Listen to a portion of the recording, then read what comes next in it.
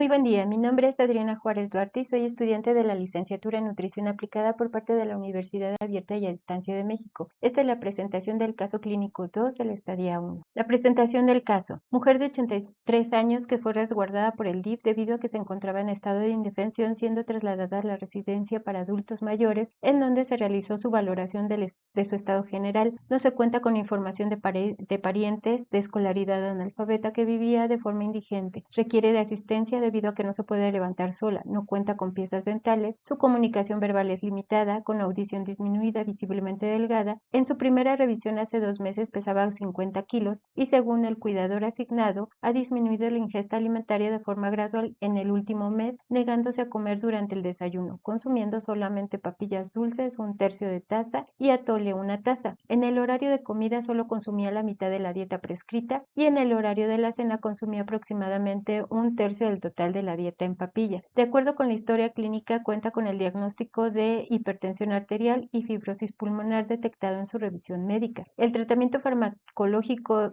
está con budesonida, salbutamol, amlodipino vía oral y oxígeno complementario de 2 litros por minuto por 20 horas, además de caseinato de calcio de 100 gramos, por lo que se refiere su caso al área de nutrición para su valoración y tratamiento. Debemos recordar que en el envejecimiento se producen cambios como en el gasto energético, donde existe una disminución del 70% de la masa muscular, una disminución en la actividad física, una disminución en el requerimiento basal del 44% aproximadamente. La anorexia se da como respuesta a la disminución del requerimiento. A partir de los 60 años disminuye el consumo de proteínas y lípidos y a partir de los 80 disminuye el consumo energético. La deficiencia nutricional se debe también por la baja ingesta o por problemas de absorción. Dentro de los cambios en la estatura disminuye la postura. Esto, por ejemplo, de los 30 a los 80 años se disminuye de 5 a 6 centímetros aproximadamente, por lo que el índice de masa corporal aumenta por la disminución de la estatura. En relación con el índice de masa corporal tenemos que un índice normal es de 18.5 a 24.9 en adultos de 24 a 64 años, mientras que en un adulto mayor es de 23 a 27.9 kilogramos por metro cuadrado. La circunferencia de cintura es un indicador para medir el riesgo metabólico y cardiovascular, y los pliegues cutáneos también nos ayudan a valorar la grasa subcutánea y la pérdida de masa muscular. Nuestra paciente padece fibrosis pulmonar, que es una enfermedad que produce una destrucción irreversible en la arquitectura pulmonar debido a que existen lesiones en el tejido normal que posteriormente se reemplaza por tejido engrosado y rígido que va dificultando el correcto funcionamiento del pulmón.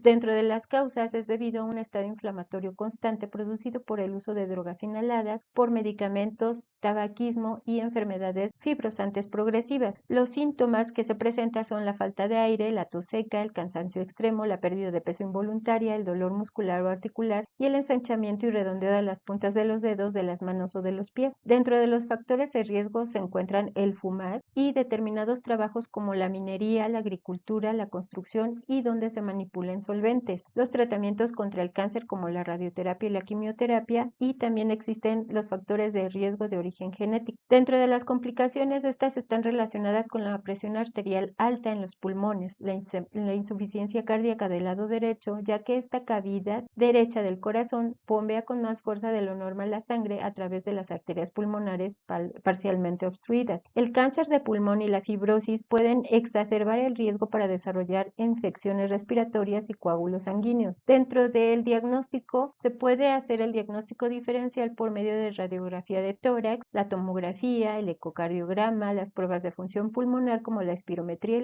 la prueba de volumen y difusión pulmonar, la oximetría de pulso, la prueba de esfuerzo físico, las biopsias, la broncoscopía y dentro de la analítica química las pruebas de función hepática y renal para descartar otras afecciones, así como es importante la de gases arteriales. Dentro del tratamiento, el tratamiento médico puede mejorar los síntomas durante algún tiempo o ralentizar la condición patológica del paciente. La oxigenoterapia facilita la respiración, disminuye la tensión cardíaca y aumenta el nivel de oxígeno en la sangre. La nutrición también nos ayuda a mejorar la condición de salud, así como el apoyo emocional y la rehabilitación física. En la valoración antropométrica, además de la métrica habitual, se consideran los perímetros de brazo, de pantorrilla, de muñeca y pliegue tricipital para calcular la pérdida de masa muscular y el porcentaje de grasa. Aquí podemos observar que nuestra paciente tiene un índice de masa corporal de 19.6 kilogramos por metro cuadrado con interpretación de peso insuficiente de acuerdo con la Sociedad Española de Nutrición Parenteral y Enteral y la Sociedad Española de Geriatría y Gerontología. Por los resultados obtenidos del cálculo, nuestra paciente se encuentra con una musculatura reducida y una grasa promedio. El índice de cintura-cadera nos muestra un resultado de 0.78, cuya interpretación es sin riesgo cardiovascular.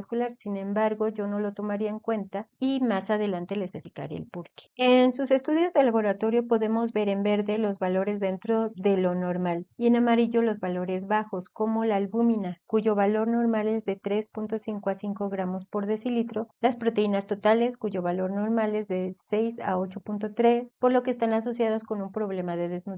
La presión parcial de oxígeno también es una medida de la cantidad de oxígeno disuelto en la sangre arterial y su valor normal suele ser de 75 a 100 milímetros de mercurio. La radiografía de tórax también nos muestra tejido cicatricial. Dentro de la valoración global subjetiva se aplicaron los cribados del Mini Nutritional Assessment, que nos muestra ya una desnutrición, y el cribado para el riesgo de sarcopenia, con el resultado de alta probabilidad. La analítica bioquímica que nos dice que nuestro paciente tiene desnutrición y los síntomas de astenia, adinamia, disnea, anorexia y tos persistente, por lo que nuestra paciente se encuentra en una desnutrición proteica. Muy bien, nuestra paciente se sometió al procedimiento de colocación de sonda nasogástrica para mejorar su condición. Recordemos que la alimentación por sonda nasogástrica se lleva a cabo por medio de la inserción de una sonda a través de la fosa nasal hacia el estómago, en donde tenemos en cuenta que nuestra paciente va a ser alimentada por menos de 4 semanas y el contenido de la alimentación se va a administrar por medio de jeringa. Dentro de nuestro diagnóstico SWAP tenemos paciente femenino de 83 años con antecedentes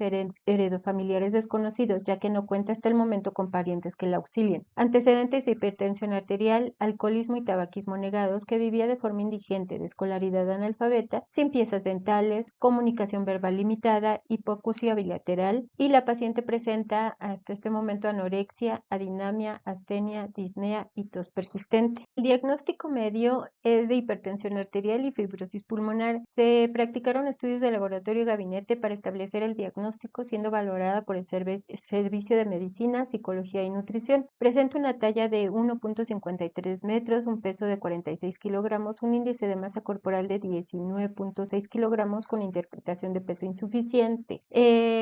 Perímetro de brazo de 17 centímetros, muñeca de 12, cintura 70, cadera 90, pantorrilla 20, el pliegue tricipital de 10 milímetros. De acuerdo con los cálculos del área muscular del brazo, se encuentra en el percentil 5, el área grasa del brazo en el percentil 50, el porcentaje de grasa de acuerdo con el índice de masa corporal de 37.2 y la masa libre de grasa de acuerdo al índice de masa corporal de 28.8 con interpretación de musculatura reducida y grasa promedio. De acuerdo con el índice cintura-cadera es de 0.78, mostrando un bajo riesgo cardiovascular. Sin embargo, por la naturaleza de su patología, ella sí se puede encontrar en riesgo cardiovascular. El peso registrado al momento de su valoración inicial fue de 50 kilogramos, por lo que ha tenido una disminución de peso de 4 kilogramos en menos de 3 meses. Dentro de los datos del laboratorio y gabinete, bueno, pues tenemos la albúmina de 2.8 gramos por decilitro, proteínas totales de 5.8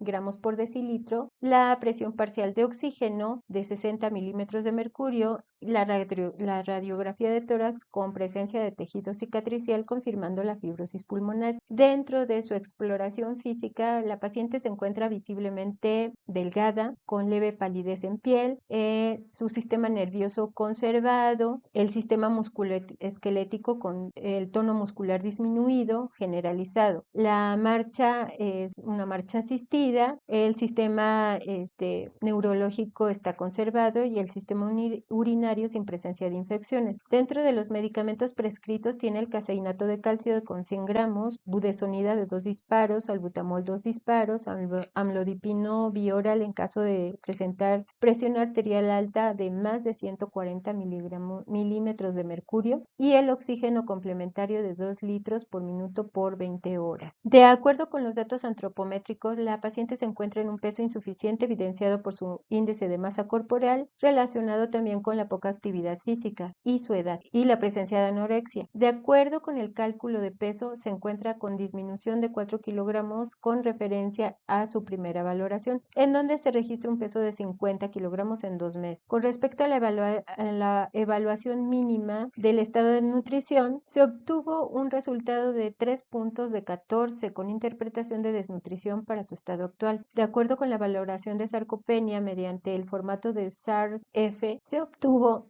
8 puntos con alta probabilidad de sarcopenia. De acuerdo con los estudios de laboratorio, la albúmina y proteínas totales presenta desnutrición proteica. De acuerdo con el valor de la presión parcial de oxígeno de 60 milímetros de mercurio, presenta hipoxemia, y de acuerdo por la radiografía de tórax se observa la presencia de la fibrosis pulmonar. Dentro de nuestro plan nutricional, de acuerdo con el estado nutricional en riesgo de la paciente, se establece un soporte nutricional por sonda nasogástrica en corto periodo. El cálculo del requerimiento energético se establece una dieta polimérica artesanal proteica de 1185 kilocalorías por día con la fórmula de Mifflin. Esta distribución de macronutrientes de 53% de hidratos de carbono, 29% de lípidos, 18% de proteína. El requerimiento hídrico es de 35 mililitros por kilogramo por día, haciendo un total de 1610 mililitros. Dentro de las indicaciones dietéticas, los horarios de las dietas se prescriben a las 6, a las 10, a las 14, a las 18 y a las 22 horas. Son 5 tomas diarias de 150 mililitros de dieta polimérica a pasar en 1 hora o en intervalos de 50 mililitros por cada 10 minutos. El agua empleada para la preparación del caseinato de calcio es de 750 mililitros que se va a preparar un licuado al día y se va a distribuir en las 5 tomas junto con los alimentos. Dentro de las indicaciones generales es adicionar a la dieta artesanal diario 3 cucharaditas de sal al día, es utilizar solo la fibra soluble mientras se ministra el soporte nutricional, tibiar el licuado antes de administrarlo y al terminar la alimentación se debe de pasar 100 mililitros de agua para limpiar la vía. Los medicamentos vía oral se administrarán a través de la sonda para evitar molestias, dejar al paciente que repose la comida al menos 1 hora y media antes de realizar movilizaciones y para este caso se le recomienda a los preparadores de alimentos que se utilicen las técnicas de higiene en la preparación y también para la higiene de lavado de manos. Se recomienda también una nueva valoración nutricional en 1 semana o al suspender el soporte nutricional. Dentro del cálculo del gasto energético total se toma en cuenta la fórmula de Mifflin, obteniendo un total de 1100 kilocalorías, al cual le sumará el 10% por el estrés fisiológico que demanda la enfermedad de fibrosis pulmonar, ya que el esfuerzo respiratorio produce un estado de hipermetabolismo agravando el gasto energético basal, la ingesta insuficiente de nutrientes e ineficiente uso de sustratos energéticos. El carácter inflamatorio también produce cambios bioquímicos con una disminución de las enzimas oxidativas y la caída de los sustratos que interfieren en el ciclo de Krebs. Es por eso que me hace un total de 1185 kilocalorías por día. La recomendación para la terapia nutricional en pacientes con enfermedades pulmonares se sugiere incrementar no más del 30% adicional al gasto energético basal calculado y en recomendación de proteína del 1.5 gramos por kilogramo por día.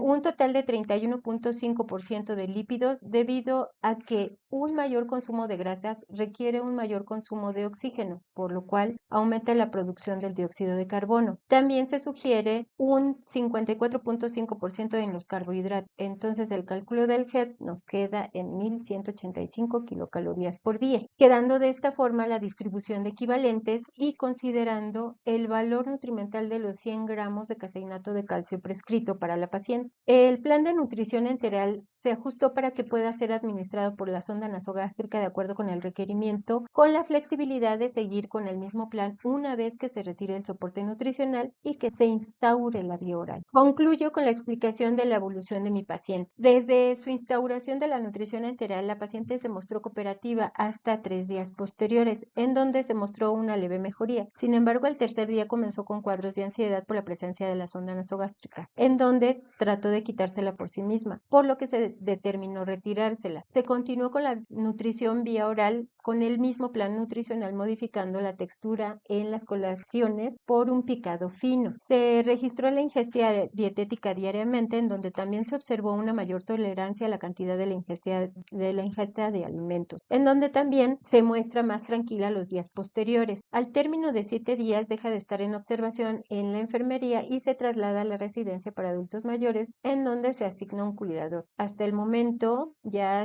asiste al comedor con el apoyo de una silla de ruedas y también se integra al grupo en los horarios de comida con toda la demás gente. Al mismo tiempo también se programaron sesiones de rehabilitación física, continúa con oxigenoterapia y queda pendiente una nueva valoración nutricional hasta que se le practiquen nuevos estudios de laboratorio. Por mi parte es todo, muchas gracias.